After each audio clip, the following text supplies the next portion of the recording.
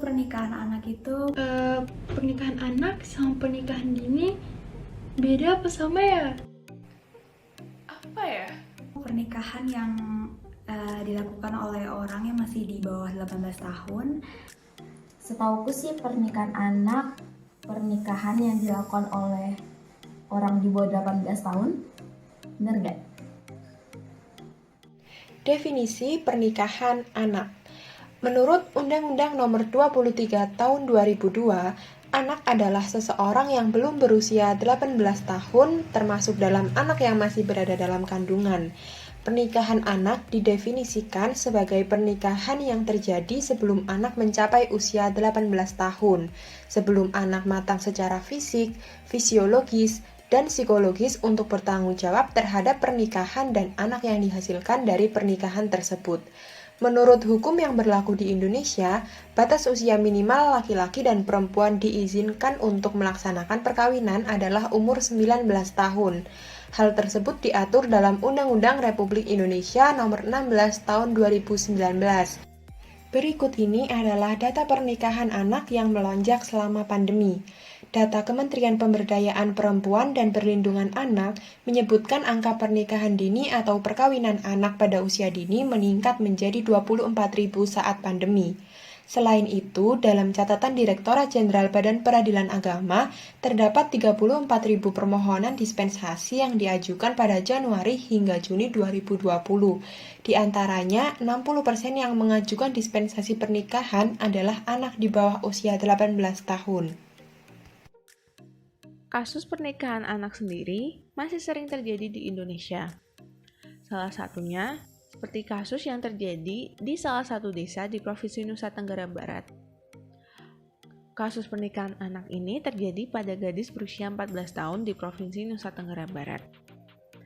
Seperti yang dilansir oleh bbc.com, Ening, ibu korban, mengatakan karena tidak bersekolah dengan tatap muka, putrinya semakin sering pacaran dan pacarnya saat itu disebut Eni semakin sering ngapel ke rumah.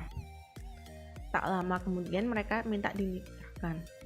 Namun, Mona, anak Eni, sering mengadu bahwa suaminya sering melakukan tindak kekerasan kepada Mona. Contoh lain kasus pernikahan anak di Indonesia terjadi di Kabupaten Buru Selatan, Provinsi Maluku.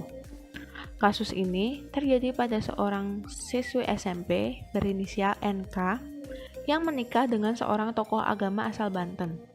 Dilansir dari Harian Kompas, pernikahan anak tersebut mendapat protes dari teman-teman dan guru di sekolah NK.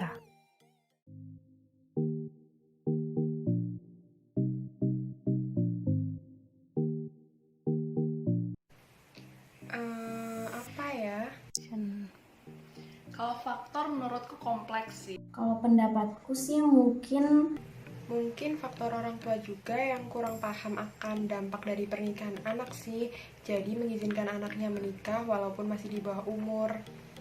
Menurutku kan di masa pandemi itu perekonomian merosot banget ya, dan di situ orang tua tuh pada mikir kalau daripada jadi beban, mending mereka nikahin anak-anaknya aja yang masih di bawah umur gitu. Kalau menurutku sekarang kasus pernikahan anak di Indonesia tuh semakin melonjak ya, apalagi semenjak adanya pandemi. karena mereka nggak tahu kali ya gimana pernikahan anak tuh dampaknya apa. Kalau kita lihat situasi sekarang, kita lagi pandemi, mungkin karena pembelajaran daring ya, anak-anak sekolah jadi lebih leluasa buat main, terus jadi banyak yang pacaran, akhirnya banyak yang minta dinikahin ke orang tuanya. Mungkin itu. Mungkin karena sekolah yang awalnya tatap muka menjadi daring, terus orang tua berpikiran daripada anakku sekolah cuma lihat HP, mending aku nikahkan saja. Mungkin ada orang tua yang berpikiran seperti itu. Terus sama lingkungan juga kayaknya berpengaruh sih. Ya tadi sih faktor ekonomi dan kurangnya edukasi antara orang tua dan anak. Kelonjakan dari kasus pernikahan anak tentu dipengaruhi oleh beberapa faktor. Yang pertama adalah pandangan bahwa pernikahan adalah jalan keluar. Artinya adalah bahwa anak ingin menjadikan pernikahan sebagai alasan untuk mereka lepas dari tanggung jawab dan menjadikan itu sebagai kesempatan untuk keluar dari lingkungan rumah maupun sekolah. Mereka mengaku bahwa mereka merasa lelah dan tertekan. Yang kedua adalah bahwa pernikahan anak dianggap menjadi suatu hal yang lazim, sedangkan pernikahan di usia tua malah dianggap menjadi sebuah aib, karena seperti itulah budaya di Indonesia. Ada pula budaya lain di Indonesia yaitu menikah siri, yaitu menikah hanya secara agama dan tidak secara negara. Jadi hal itu tentu akan menjadi sebuah pilihan bagi mereka yang ingin menikahkan anaknya. Yang ketiga adalah faktor yang sangat dipengaruhi oleh adanya pandemi, yaitu timbulnya masalah ekonomi. Perekonomian yang merosot mendorong keluarga untuk segera menikahkan anaknya agar beban ekonomi akan ditanggung oleh pihak laki-laki, dan selain itu orang tua juga tidak perlu lagi pusing akan biaya sekolah. Selanjutnya adanya kurangnya pemahaman pada orang tua tentang dampak negatif dari pernikahan anak itu sendiri, sehingga mereka tidak terlalu memikirkan dampak negatif tersebut. Dan yang kelima ini cukup berhubungan dengan faktor kelaziman tadi, bahwa karena cukup lazimnya pernikahan anak di Indonesia ini, jadi pihak yang melaksanakan pernikahan anak ini justru menjadi contoh oleh orang-orang di lingkungannya. Seperti ada pula juga dari kalangan selebriti yang mendukung pernikahan anak ini dan memamerkannya di sosial media, sehingga banyak orang yang malah tertarik dan ikut mencontoh pernikahan tersebut. Faktor terakhir adalah adanya dispensasi yang bisa diajukan oleh orang tua dengan ketentuan-ketentuan tertentu, sehingga mereka dapat mengajukan anak mereka untuk melaksanakan pernikahan.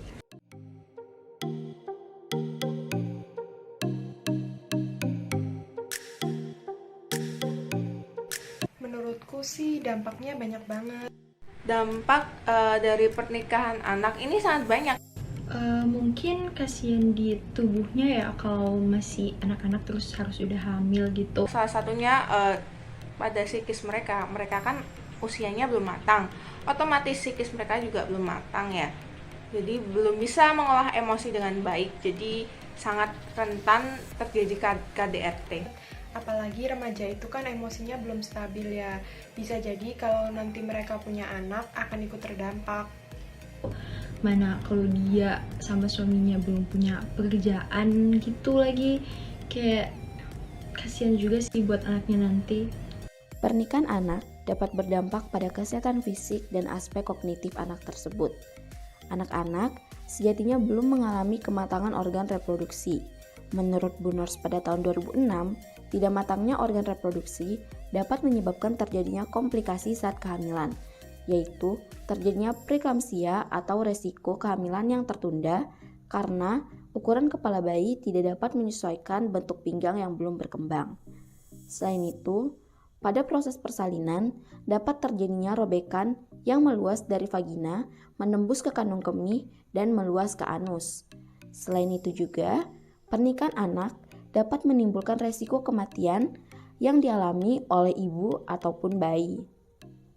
Ibu yang melahirkan dalam usia yang masih belum matang biasanya melahirkan bayi secara prematur yang memungkinkan bayi mengalami kecacatan fisik ataupun mental. Anak-anak dengan usia di bawah 18 tahun memiliki keterbatasan dalam berpikir ataupun mengambil keputusan. Anak-anak masih memiliki sifat egosentrisme, di mana mereka merasa bahwa mereka benar, kuat, dan tidak terkalahkan. Hal ini tentu menyebabkan konflik dalam rumah tangga nantinya. Konflik ini dapat berakibat pada hal yang lebih fatal, seperti kekerasan dalam rumah tangga.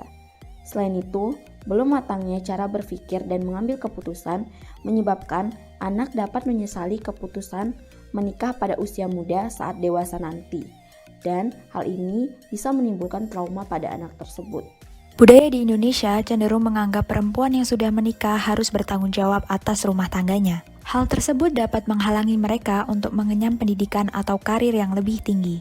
Efek jangka panjangnya dapat berakibat pada kesehatan mental, seperti depresi, kecemasan, isolasi secara sosial, dan peningkatan kekerasan dalam rumah tangga. Apalagi anak di bawah usia 18 tahun masih belum mencapai masa kedewasaannya, atau mereka juga belum tahu cara mengekspresikan emosinya dengan tepat.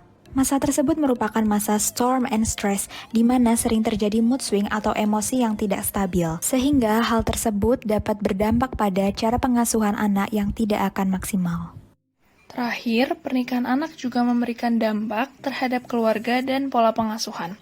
Ketika anak menikah, mereka cenderung belum memiliki kematangan secara psikis, sehingga sangat berpotensi mengalami ketidakharmonisan dalam keluarga. Pertengkaran, percekcokan, dan bentrokan antar pasangan sering tak terhindarkan. Akibatnya, pasangan suami istri ini rentan mengalami perceraian.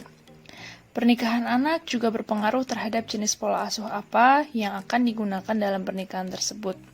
Berdasarkan penelitian yang dilakukan oleh Endah dan Ria di tahun 2014 di Kabupaten Klaten, pasangan yang melakukan pernikahan dini kebanyakan menggunakan pola asuh yang sifatnya permisif, atau disebut dengan indulgent style, daripada pola asuh demokratis, otoriter, atau penelantaran. Ciri dari pola asuh permisif adalah orang tua terlibat dengan anak, tetapi tidak menuntut atau mengontrol mereka. Pola asuh cenderung bersifat pasif ketika sampai pada masalah penetapan batasan atau menanggapi ketidakpatuhan anak. Hal ini disebabkan karena orang tua ingin disukai oleh anak, dan mereka sendiri juga tumbuh dewasa tanpa pengertian mendalam mengenai standar dan harapan, dan juga tanpa komitmen pribadi untuk disiplin dan bertanggung jawab. Sehingga mereka pun tidak menanamkan perilaku moral yang sesuai dengan standar sosial ke anak-anaknya. Akibatnya, anak yang dididik dengan pola asuh ini cenderung memiliki kepribadian yang impulsif, tidak menghargai orang lain, agresif, memiliki kontrol diri yang rendah, suka mendominasi, dan egosentris.